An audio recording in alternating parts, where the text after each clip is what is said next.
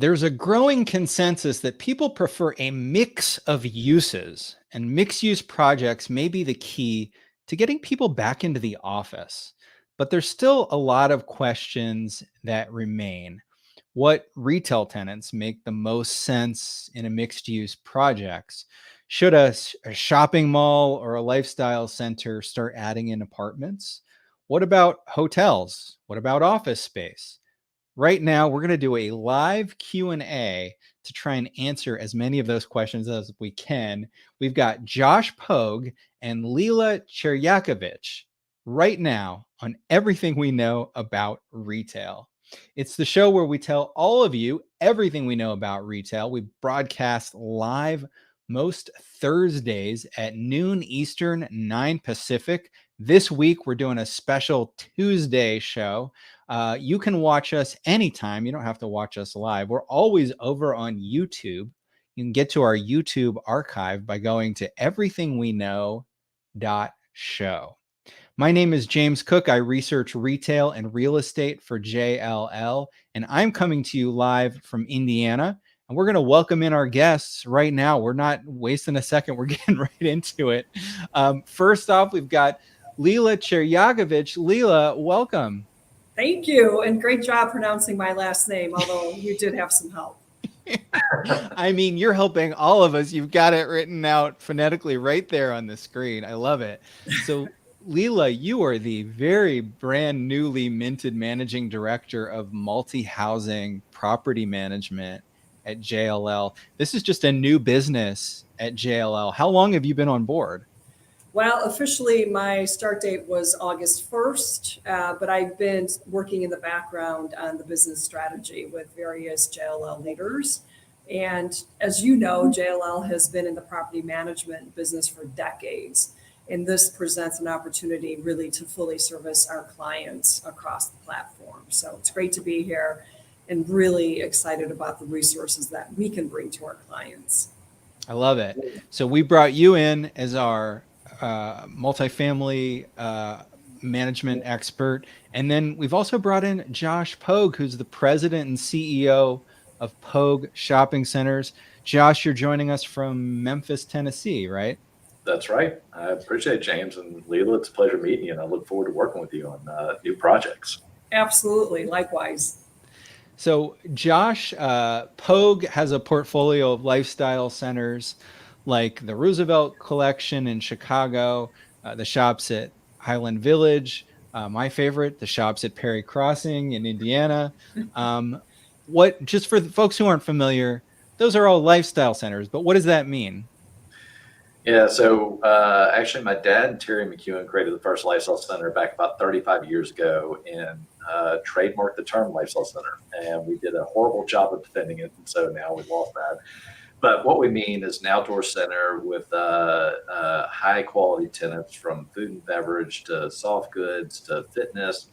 And like I said, an outdoor setting where we do lots of placemaking. And we do have a few, like you can see behind me, this is Perry Crossing in Indiana, which has a mixture of office and retail. And so we have some that have residential in them and have mixes of uses like we're talking about today.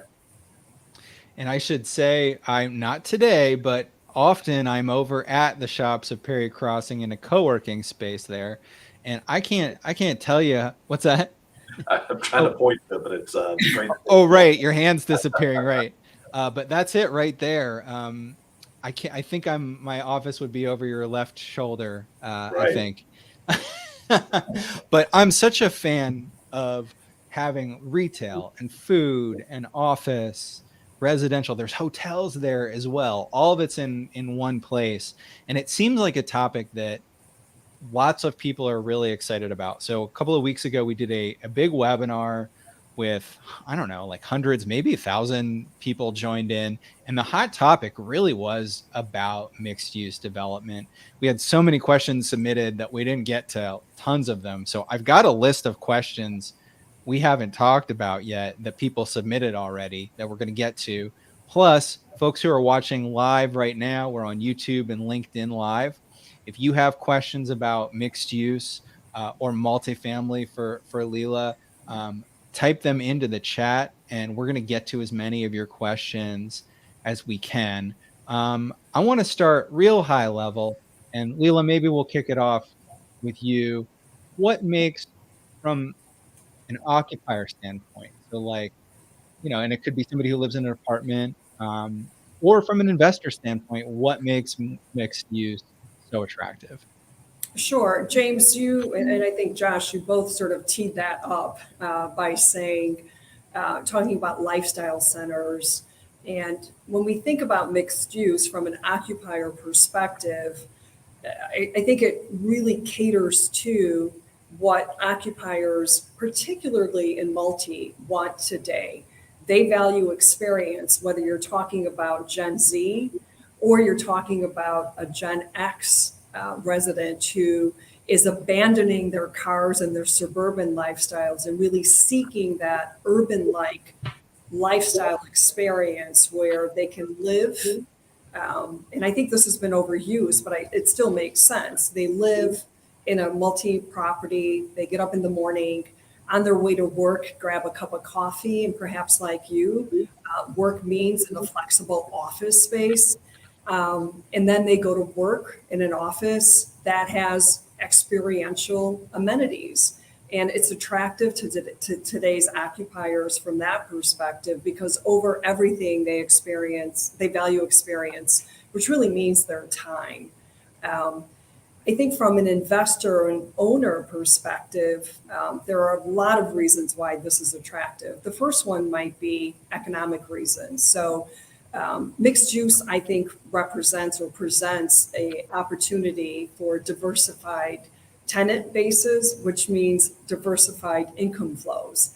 And I always think of multi in the last year and a half to 2 years, where if you were a owner within a mixed use development, you really were able to take advantage of the economic upturn that multi experienced because your residents have short-term leases. So you're able to adjust to market rents relatively quickly. On the opposite side of that is in a down economy, you're able to protect your cash flows through traditionally longer term leases, which are presented by retail and often office. And we see that changing somewhat, but definitely still quite different than what we see in multi. And I think overall, there is a desire, as in Josh's family, to build these lifestyle centers that really speak to sustainability, which we didn't talk about that much a decade ago.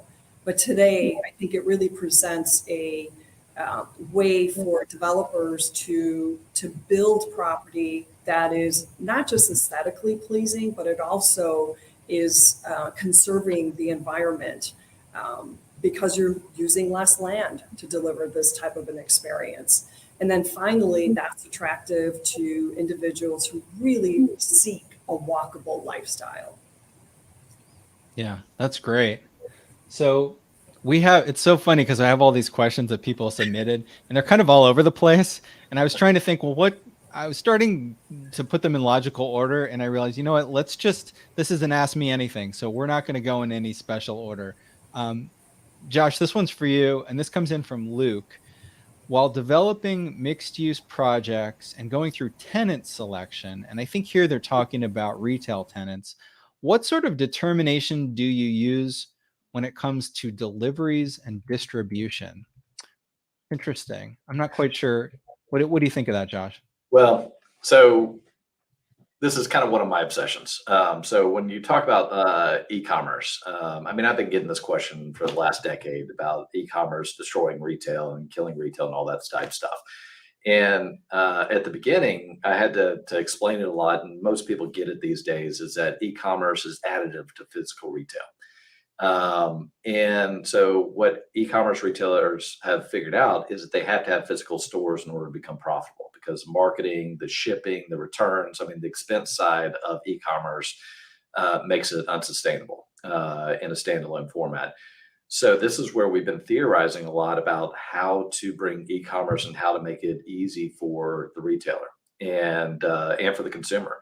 And so that's where our properties are tailor made for this. And so in some places like malls, it's not easy to do buy online, pick up in store, because are you going to walk through the middle of the mall to get to the store? Do you bring the goods out to the consumer outside in the parking garage? Whereas like in our centers, you can drive up in front of the stores you want to go to, and you can call, you can text, you can let the retailer know that you're there. They can bring the goods out. You can walk in.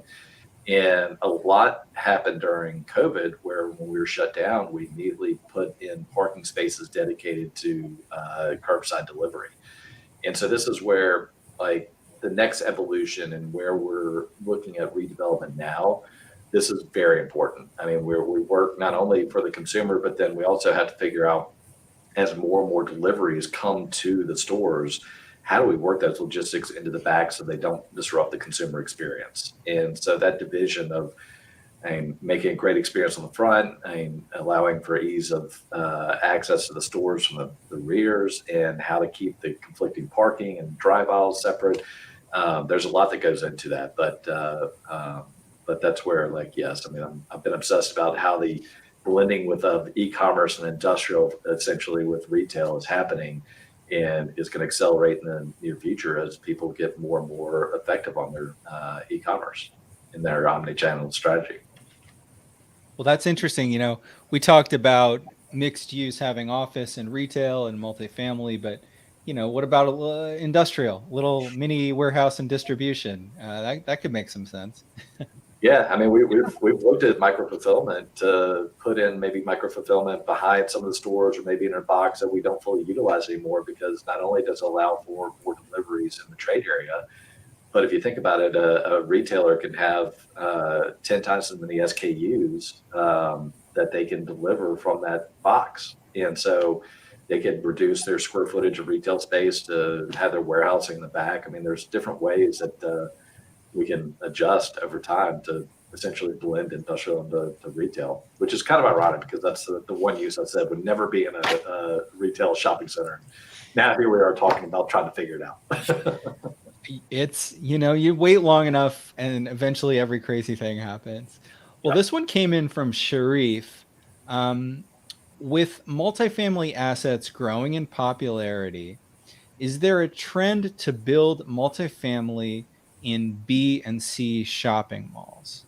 And I'd be interested to also throw in lifestyle centers too, but let's start with enclosed shopping malls.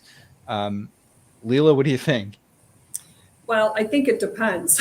So how do you like that for a non-answer? Look, that's a very complex question to answer, and I think you start by looking at the real estate and sort of the larger location, the community in which that real estate is located. So I think that could be a whole separate conversation, but I don't know that it's a trend. I don't know that I can use those words, but I certainly think that there is a desire by owners and investors to take a good look at their assets, whatever they may be, and understand whether or not that asset is performing at the level that they want it to perform. I think organically a lot of this happened certainly during COVID, where some things excelled, other things changed, and owners are really diving deep to understand whether or not their enclosed center is operating at the capacity that they need it to operate, or if there are other ways to produce a successful asset. And I think one of the considerations for malls, hotels, office, that's not being utilized in the way that we want it to be utilized, is all considering not just multi, but other asset classes as well. You just suggest, life science, for example, is also certainly having a moment. So I wouldn't say it's just multi. I think it opens up the thought process into what is the best use for your location for that piece of real estate. Yeah, I'll add on and agree with Leo 100%. Like, we've been presented a site in a rural area, which was a C mall, and somebody asked us to look at redeveloping it, and the rents just don't support adding multifamily there, and or high density multifamily. But meanwhile, we've looked at another mall that is in a great market in Florida, and we're taking a run at potentially acquiring it. and because the demographics are right, the demographics and the density fit for a multifamily development in and of itself. Like, it's not dependent on the mall. But then the next step for us on the lifestyle center redevelopment mixed use side is that we have to make sure that the retail can tie into the multifamily, that it's just not a standalone mall next to a standalone multifamily project, because we want the retail to be an amenity to the multifamily. So every property is different, every demographic, every location is different, but yeah, there's possibilities there. It just depends on the market more than anything. When I think about, traditional, mall, it's enclosed inward, and that's what's great about a lifestyle center, is because it's facing outward as well. So you put an apartment building next to it and it connects to it. But if you're talking about an enclosed mall, it's not inviting. So you really do have to think about, how do you connect them? Right.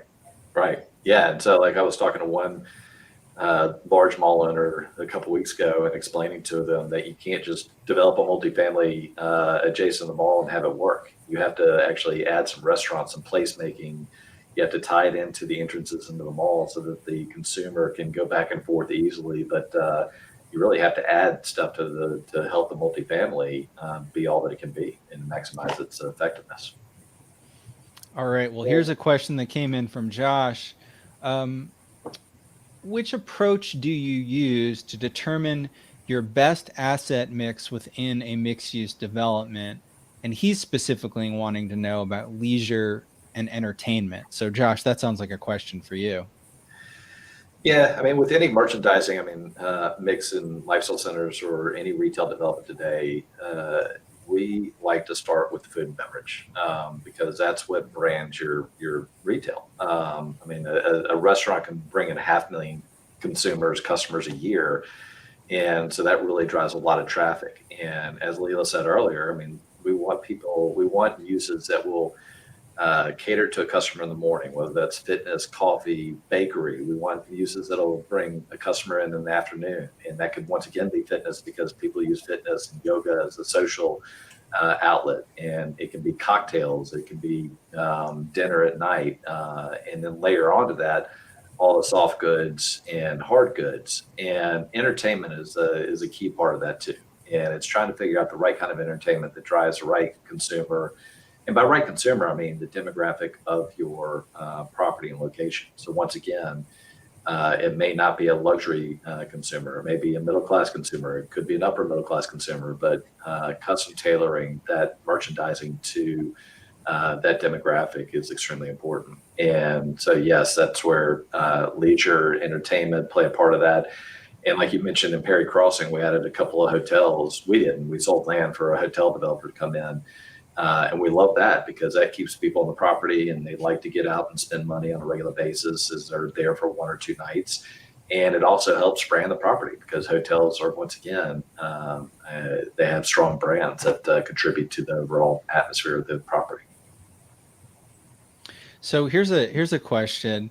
If you've got certain amenities in a project, are they always shared across the uses, or are they separate? So I'm thinking about, I don't know, like there's like some kind of club room, that you might have in or either office or multifamily. Do those get shared across, or is it distinct? Leela, what are your thoughts on that? I think the conventional way of looking at it is that they're separate and distinct. And I think that consumer behavior is, causing us to think differently about how we approach lifestyle amenities.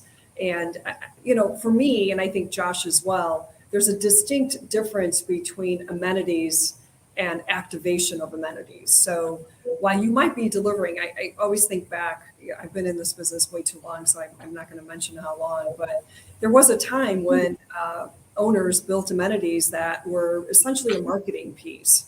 They weren't necessarily intended to be used.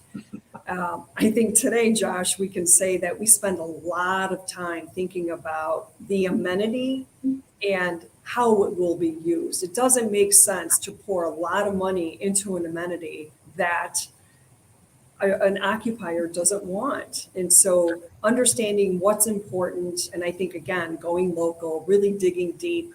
Each asset class has a unique set of needs and a unique way to execute successfully on that asset class. But there are synergies, and you can, I believe, create a symbiotic relationship between amongst the asset classes. And there are certain things that stand out that I think would benefit the occupier as well as the owner from an economic efficiency perspective if we think about those amenities as being shared. Swimming pools, for example, in multi properties, they're used by residents, of course, but is there a way to allow some of the office residents to use that space? I think that there is, but a lot of thought has to go through and think about that. I think activation of those amenities certainly can be thought of across the asset classes, whether you're bringing art or music into your space to activate those amenities. I think that really resonates with every single audience within the ecosystem. Yeah, and just to add on, I mean, security is obviously a key part of real estate. I mean, every asset class. And so with retail being open to the public, a lot of our amenities are open to anybody and everybody. But I mean, Leela and I mean, the residential, the office, the hotel, they have to be a lot more particular about access from the public. And so there are a lot of amenities that she may have that wouldn't be allowed for our consumer to offer to the public. And so that's where security comes in, and you have to be really particular about how her residents access the apartments, but then having them have free access to everything on the retail side. So that's once again into the planning and site plans that we do that get to be really difficult when you start getting into all the little details behind the scenes. Yeah, and I would also add, Josh, that our retail tenants tend to be seen as an amenity for, when done correctly, for the residential user. And so I think technology can really move us a long way in helping us still create those safe environments for all of our occupiers. So I absolutely agree with you on that point. Yeah. Well, Leela, it's been a while since I've lived in an apartment. What are the new amenities that everybody wants? I mean, everybody's doing it. I imagine now you've got to have the Amazon room where all your deliveries come in, which didn't used to be a thing. But what are the other things that are must-haves in the multifamily world these days? Yeah, when Josh was asking or answering the question regarding deliveries and distribution, that's Josh. The only thing I ever think about is how do you make that seamless? We're the last leg of delivery for Amazon, as you well know. So I think amenities are reflective. They really are local. So I would say real estate, in my opinion, and I think everybody shares that view, is very local. And so what you present to the occupier, I really think should speak to the local community, because you are a piece of that fabric of that community. So you have to be able to understand what resonates with your prospective clients, residents, and the larger community. So what we're seeing today, of course, package receiving, efficient receiving, everything from package rooms, as you mentioned, to depending on the community, you might have your on-site teams actually delivering those packages into the residence itself. And if you have the right technology, that certainly is enabled, and you can do it relatively efficiently. We don't love to do that, but I think it's something that operators are looking at closely. I think outdoor space has certainly become much more viable in our communities and is something that is critical to our residents.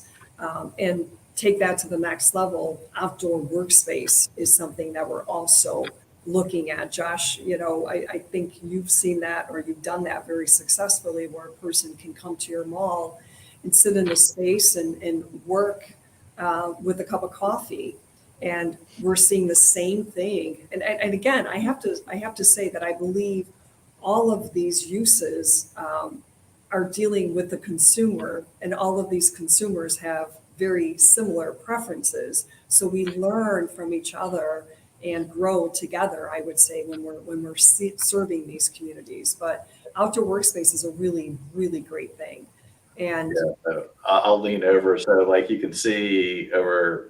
I can't point to it, but like right behind me, there's I can't get that, but there's a gazebo that has a fire pit in it. And yeah, when we redeveloped this area, we put in dozens of power outlets everywhere. And so that way, when people are sitting there, they can charge their computers. And as you know, Indiana gets cold. So even during that, in the gazebo, we have power outlets and seating so that people can hang out there during the winter.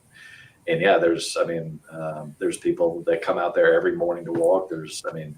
A couple people that like literally the first thing they do in the morning is go and smoke a cigar. Not my thing, but they can use a public area however they see fit. So it's and obviously coffee and doing the work. So there's a lot of we create those spaces where people can hang out. absolutely.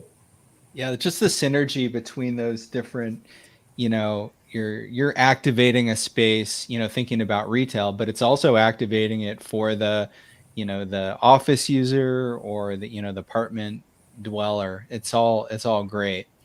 So here's an interesting one, and this is a topic we talk about a lot in the real estate world, which is parking. So how do you deal with shared parking across multiple uses? Retail, multifamily, very important that in your head you've got that dedicated space. Whereas retail, office, how do you all think about that? You want to go, Leela? Sure, sure, Josh. Well, I think to me, everything starts with, again, fully understanding each use and what is required to make that use successful. So, for example, in multi, we look at parking usage and utilization. Depending on the location, in an urban environment, that might be 30% of your residents have a car, and we have to be able to accommodate those residents 24/7 because the patterns of work are forever evolving, I would say. And so we used to be able to estimate how many people would be gone 9 to 5. Now that's becoming a little more challenging. So again, I'm going to bring in technology. We know a lot about where people park, how long they park, and why they're there. So we understand what residents need, and we have to be able to accommodate that. I would say similarly, if you have a grocer, I've learned this the hard way because I'm a multi-specialist, and um, you know, retail is completely different than multi. Grocers, regardless of where they are, if it's a full-scale grocery store, they want parking. And if their customers have to drive around and not find parking, that's a disruption to that business. And you may be failing that business because you didn't think that through fully. Josh is agreeing with me, I think. Oh yeah. Oh yeah. So I think it's not just a simple, well, this is what multi needs because, we're 300 apartments and there's only, 10,000 square feet of retail. I really think you have to think through the relationship between the uses, what they need. And I think thoughtfully, you can deliver on that. You just have to take the time to do it. Again, making sure that parking is adjacent to the use is another important factor. Controlling access to parking for the intended use is another important factor. And technology over time, I think supported by people, has really allowed us to perfect that. Yeah, I'm like the grumpy old man. Like I'm like, get out of my parking lot, because like office and retail, those counterbalance each other a lot. Like office users typically 8 to 5 and don't use on the weekends. Our heaviest use for retail are at night and on the weekends. So that's usually a pretty good balance. But yeah, where multifamily and retail really cross over each other, and so that's where it gets extremely difficult. As Leela said, like the apartment dweller wants their space. They don't want to have to compete with the retailer or a consumer for their space, and vice versa. I've seen a lot of multifamily projects that throw in some retail because maybe the municipality required it, and it doesn't have the parking, it doesn't have the visibility, or like you have on Saturday morning, like people come over to hang out at the apartments and they take up all the parking from the retail. And that's the highest in time for the retailer, and so the retailers can't succeed. So figuring out that parking is probably the most difficult part of the mixed use project.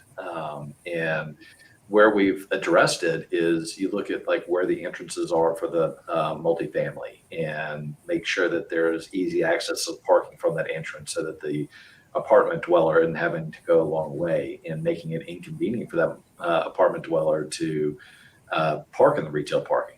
And so it's just, I mean, addressing it up front the best you can, but then it's also, like Leah said, it gets to technology, it gets to monitoring, it gets to asking people to be respectful of the businesses and of the residential users. So Yeah. it's not an easy question. Not an easy question. I also think there's a piece where education comes into play, and that is when particularly residential users think of this is their home. So it's very personal to them. So you have to be very careful about how rules are presented. But I think if you do the right things when people are moving in, again, renewing and sort of complementing that behavior so that they know where they should go, where they should be, I think we can all live together much, much better. But it is complicated, no doubt. Right. Yeah. Well, okay. This is an interesting question. This one came in from Rhonda. And I think it's so interesting because right now it's about office space and converting office to other uses. And right now we're kind of in a rebalancing of how much office space every company needs. So what are the challenges or the opportunities in converting an office building into a mixed use project or, with residential, hotel, retail? Any thoughts on converting office to other uses? I'll let you go, Leela. It sounds like it's not an easy question. I'm going to guess and say it depends, right? Yeah, I would say it does depend a lot. Again, you have to understand the physical asset very well. I'm an operator, and so I'm really good at telling you when a developer has failed. And so I think my advice to that person would be to bring in experts and help them. I'm going to use the word suss out what makes sense for your real estate. I think it's probably short-sighted to say multifamily is performing so well. Let's take this office building and convert it. Yeah. And I know no one thinks of it this way, but there is this sort of gut reaction to, well, why don't we just do multi? I think you have to look at the, macro location, the micro location, and consider the first question is, what is it going to cost for you to convert it? And maybe even before you answer that question, you say, what is the depth of this building? If the office space is really, really deep, we know that residential users really value light, like office users, by the way. We didn't have to think about that years ago in office. You kind of sat in the middle of the office in the dark, and it was what you did. And now we think, well, wait a minute, that doesn't make sense for a really healthy workforce. We want them to have access to light. So is the functional building something that makes sense? If it does, how much would it cost? And if that cost can be supported by the asking rent when you're delivering this property, that then might get you to the right answers. But my short answer is, of course, it depends. It depends on the location. It depends on the market. And you're not doing this today. You're delivering this 3 to 5 years from today. So you really have to be intentional and do your homework. Yeah, it's 100% agree. I mean, it's like if you're in a suburban community, you have an office building, the cost of redeveloping that office building into any other use is probably not worth it.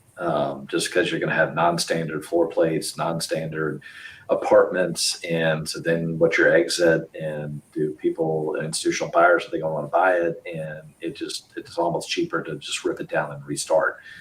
In an urban concept, in downtowns, it very well could be something that is much more achievable because it's so expensive to build downtown and you have your infrastructure in place, et cetera. But then right now the best time to convert office into multifamily. Of course, it takes years to do that, and it's an extremely difficult process. But like Leela said, there's a lot of underwriting and a lot of analysis that needs to go into it. It's not a simple yes or no. And I would add, James, that it's not my intent to discourage people because we've done that in my lifetime very successfully, hotel to residential, office to residential. So it certainly can be done. But I do think that it does take a lot of work and it takes a lot of planning. It takes a lot of research and information to do it well. Gotcha. Leela, you said that you can always tell when a developer has made a mistake. What's a mistake? What's a big mistake you've run into in the past where you're like, oh, what were they thinking? Yeah. Do we have a lot of time? Oh yeah, we can go all day. I think, developers are brilliant and it's almost impossible to anticipate every disruption that can possibly happen. So I should say that first. That's Think fair. you know what will happen, but really you don't until the spaces are used. And so then you start to experience those disruptions. Some of my favorites, and I actually have a colleague, we joke about this all the time, and it's not something that's fun to talk about, but how are you removing trash from a property, whether it's mixed use or it's residential or a residential with a retail component. And you have to be able to really create that experience for the end user, whether it's a retail tenant or a residential tenant. And I don't want to move garbage through a really pretty coffee shop. It makes no sense. And people get really angry when you do that. So I think the classic example is think through how you will efficiently remove trash because it's expensive to do it. I think the second part of that, and maybe even as important, with e-commerce comes a lot of waste, as we well know, boxes and all sorts of things that you possibly couldn't imagine that we have to take away from our property.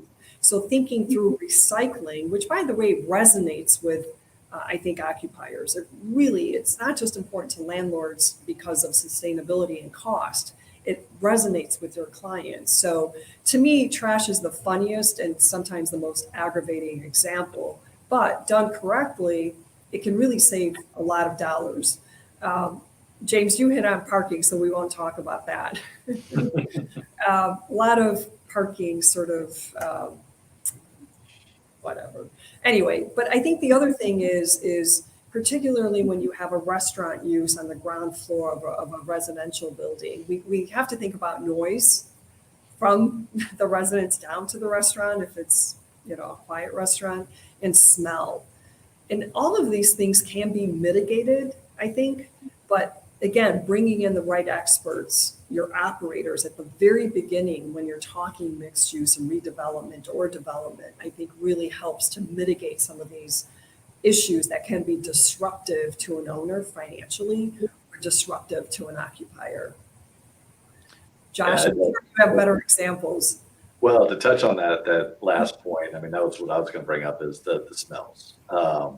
We have to shoot the exhaust through the multifamily to go to the roof. And there are too many people that try to do that cheaply and just push out the front because somebody will tell them, oh, just put a scrubber on it and it'll scrub out all the smell. Well, that works for about a week. And then after that, then it starts smelling. And I mean, there's some smells that you like. I mean, like a cookie store or something like that, but not very many. And so if you're below a fish restaurant, that's not the kind of smell that you want going up and wafting onto the sidewalk and up into the apartments. And it's extremely difficult because, I mean, where the exhaust goes blocks things 4 stories above. And so you have to figure out where to place those, and you set aside basically exhaust closets in the residential, and it makes it less efficient. So there's a lot of complicated parts that go into it, and so that's one of the biggest mistakes I've seen. Yeah. That's so interesting. That smells. uh, are so important, and we don't even always think about it. Okay, I promised to get to all these questions, and I don't know if we're going to do it, but let's try to let's see how many of these we can do. Okay, here's one from James, not me, another James. Interesting. Okay, we operate an urban nonprofit food hall and retail center. Oh, I wonder where that is. That's interesting. Incubating and accelerating local artisans and entrepreneurs. What are some value development initiatives we can utilize to attract partners and sponsors? It's kind of a marketing question. Either of you have any thoughts on that? Yeah, I mean, I'd say, I mean, first and foremost, I mean, work with them on the presentation. I mean, well lit public space, but help them on the presentation because too many people and if you're dealing with artists, it should be easy. But I mean, too many people open food stalls or I mean, in a food court or food hall, whatever you want to call it, and they go cheap. And so therefore, it looks cheap and it doesn't help you. But if you work with them on the presentation, that's first and foremost. And then once you parlay that into marketing, the individual stories are always exceptional. And those are the ones that get picked up by the local news, that get pushed online because people want to help the local artists and entrepreneurs. And so using social media for that and hiring a PR firm, if you can't do that social media well, is extremely important. And you can get tens of thousands of likes and follows. And when you keep that constant barrage up of social media, then people tend to come back there on a regular basis.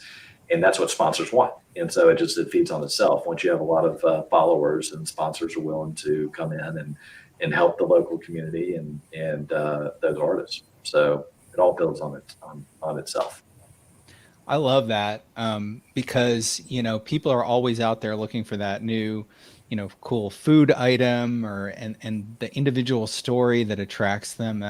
That's fantastic. I mean, I'll travel long and far for some unique food experience, so I can definitely relate. Okay, this one. I have a quick side story. Yeah. So we in our project in Roosevelt Collection, which is in South Loop of Chicago, it's a very urban project, and so we've been working with local entrepreneurs to open stores there. And we have one that is a woman runs a store named Kiddo, and she has gotten a lot of PR and press. Well, I think it was a week ago Saturday night. I was watching college football while grilling out, and suddenly I kind of looked at my TV and I was like, "Wait a second!" I rewound, and she had made the national broadcast of a football game as like. I think it was a credit card that was was highlighting her as an independent entrepreneur. And so it's just like that's how far it can go if you have the right social media and right marketing. I think I know the commercial series you're talking about where they highlight small business people. That's fantastic. That's great. That's some Right. free publicity to get folks to your center as well. Yeah. Yeah, exactly. Okay, Julie, here's an interesting one that came in from Julie. Leela, I'm thinking this might be for you. Are most of the multifamily structured as condo associations that includes retail in the associations? And if so, what are the challenges and any suggestions on how to navigate within a condo structure? I don't really think is condo something you have experience with? So no, not condo management, but I think her question might be a little bit different. And that Okay. is that there might be an HOA. So you could have a mixed use well, I shouldn't interpret the question, but I guess I am. No, go ahead. That makes sense. Yeah, I think that's really more the question. Is the structure a condominium structure whereby there is one owner of the retail, another owner of the, so in other words, multiple owners governed by an HOA. So yes, that is a structure, but not always. Often you will have a mixed use property that has one individual owner. I think that was the question, James. But yes, of course, we've seen that structure a lot. Yeah. Well, and I touch base on that. Like from my perspective, from the retailer developer perspective, is that yes, I've seen those different structures, but I wholeheartedly push you to go to one ownership, even if you're dividing it between smaller percentages of a bigger pie. Like when you start having different owners, that's when the finger pointing starts. And you like what I was talking about earlier is like, okay, you have an exhaust that's going out the front that's now smelling up the residential upstairs. If you have separate owners, a retailer could very easily be like, I don't care. And if you have one ownership group and the retail owners participating in that upstairs, suddenly they care. And so you figure out solutions and less finger pointing. And so I think it's very important to have a unified ownership structure. That doesn't always work, but that would be the ideal scenario. Yeah, that's a great point. Okay, so this one came in from Elizabeth. Safety is a big issue for consumers. How do you find balance between providing security without creating an environment of concern? Is tech the solution? So security. Josh, it sounds like I stepped on your words. Go ahead. Yeah, so the safety and security is a key component. And there's no way we can foolproof a property from on a safety side. But when we have the outdoor environment, this is what my dad and Terry figured out 35 years ago, is that people can control their shopping experience. They can park in front of the stores they want to. They can, when they walk out of a store, they see their car and they can either decide to go to the car, or if there's something threatening, they can go back in the store. So they actually can control their shopping experience a lot better. But then as you go further into mixed use, you start getting into garages. And so I was in Legacy West last week in Dallas, and they did a phenomenal job of making really tall parking structures with well lit. And so there was, you didn't feel like there was any hiding place. You didn't feel in the least bit cramped or threatened. And so that is like, I guess, a subtle technology. But then even beyond that, like I was talking to somebody last week and they said that there are now robots that can wander the garages. And if they see something that is threatening, then they automatically call the police. And it's what a security guard would be doing anyway, but they just have direct connection. And so it's that also frightens me a little bit to have AI start doing your security. But I mean, it is one example of the technology that's starting to work to help with our safety and security. Yeah, there seems to be sort of a growing number of technology solutions that, to your point, aren't going to solve anything, but they're a new tool that humans, that assist in humans. Well, we're just about out of time. Leela, let me ask you this, though. Any new technology that you're seeing in the multifamily world that's assisting with property management? Again, there's so much to talk about in that, Yeah. in that space, but I think the most interesting tools are, Josh, AI tools. And I think the way that I view that is that we can use technology to remove some of the rote work people have to do to really elevate their work experience and really keep them in with us for much longer. So we love AI, especially as it relates to enabling the leasing experience. Yeah, fantastic. We have so many, I want to remind everybody, we have so many research reports all available for download at jll.com. They can just go to the trends and insights section. Everything we talked about, office, industrial, retail, multifamily, we've done a report on it, and they're for free for download over at jll.com. And then the other cool thing that we do is a podcast, an audio podcast called Where We Buy. And folks can just search for Where We Buy on whatever podcast app they like. And we do all kinds of great retail topics. And it's also on the web at wherewebuy.show. And of course, we stream every week. This week, we're doing it twice. We're coming back again on Thursday at noon. And we're on YouTube, and we're also on LinkedIn simultaneously. So if you're on LinkedIn, follow JLL Retail, and you'll be notified whenever we go live. And if you want to watch us on YouTube, you can go to everythingweknow.show, click on subscribe, and we're almost at 1 million subscribers. I'm just kidding. I'm not going to say how many subscribers we have because we are a niche show, but we do get a good number, especially on LinkedIn Live. We get good numbers of viewers. I mean, especially a topic like this, people are really fascinated by. So we're going to be back again on Thursday at noon Eastern. So Josh and Leela, what did we learn about real estate today? Josh, what do you think? Oh, I think I love hearing from Leela just about the residential and that it's interesting because we were such different categories of real estate 20 years ago. And now it's like the questions, when she starts answering, they're very similar answers. So it's just two sides of the same coin. And so that's where I look forward to working with Leela in the future and helping figure out these mixed use projects. But it is great to hear more about the residential side and the parking needs and the jobs that are the same things we do. And Leela, what do you think you learned about real estate today? Well, I've learned that I'm grateful that you asked Josh that question first. Is that no? It's the same thing. Our businesses are different, but they're very similar. And at the end of the day, we're all serving people. And I think that crosses any asset class. So really, it is about service at the end of the day. So that's what I learned today. Yeah, and I think I learned that I want to. What was the name of the client? Kiddo? Is that clothing, Josh? Yeah, it's for children, but it's clothing, it's books, it's toys, it's KIDO. It's in Chicago. So. All right. Well, I'm heading out to Chicago tomorrow, so I'm gonna swing by the Roosevelt Collection and check out Kiddo.